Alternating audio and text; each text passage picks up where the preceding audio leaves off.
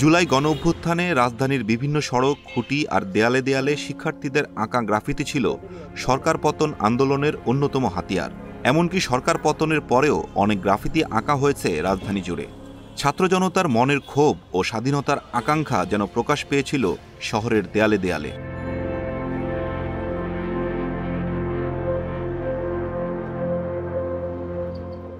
আন্দোলনে তৎকালীন সরকারের পতন হলেও শহরের অলিগলি রাস্তার দেয়াল জুড়ে সাক্ষী হয়ে রয়েছে সেই সব গ্রাফিতি, যা স্মৃতিচিহ্ন বহন করে জুলাই অভ্যুত্থানের। কিন্তু সেই সব স্মৃতিচিহ্ন এখন ঢেকে যাচ্ছে বিভিন্ন ধরনের পোস্টারে।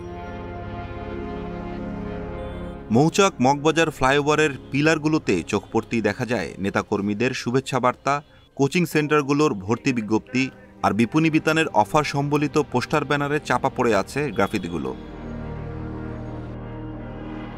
জুলাই গণঅভ্যুত্থানের ৮ মাস না যেতেই আমার রঙে স্বাধীনতার গ্রাফিতি যেন পরাধীনতার শিকলে বন্দী হয়ে পড়েছে। As a student, we face that circumstances. Like, আমরা কি হয়েছে, আমরা এটা পুরা ওয়ার্ল্ড ওয়াইড এটা খুব ভালোভাবে সার্কুলার হয়েছে না। আমরা হচ্ছে এই জিনিসগুলো পোস্টার দিয়ে ঢেকে দিচ্ছি। এটা তো একটা negative thoughts, like whenever our next generation will come, what we have just left for them. আমার মতে এই পোস্টারসগুলো এটা একটা খুবই ব্যাড ইম্প্যাক্ট ফেলতেছে আমার আপকামিং জেনারেশনের জন্য। So I think I don't support all of this things. আসছে ফাগুনে আমরা কিন্তু দ্বিগুণ হব। জহির রায়হানের আরেক ফাগুন উপন্যাসের এই উক্তি ব্যাপকভাবে ব্যবহৃত হওয়ার মাধ্যমে অনুপ্রেরণা জুগিয়েছে জুলাই আন্দোলনকারীদের। মৌচাক ফ্লাইওভারের পিলারেও লিপিবদ্ধ সেই উক্তিটিও পোস্টার লাগানোর কারণে অর্ধেক দেখা যাচ্ছে। এগুলো দেখা যাচ্ছে এখন কিছু মহল, ব্যবসায়ী মহল বলা যাবে, এরা নিজেদের স্বার্থে ওগুলো ঢেকে গেছে। আসলে যে উদ্দেশ্য নিয়ে এই গণ আন্দোলনে সফল হয়েছিলাম সেইটা কিন্তু ওই পোস্টারের আড়ালে থেকে যাচ্ছে। তো এটা আসলে ভালো লক্ষণ না।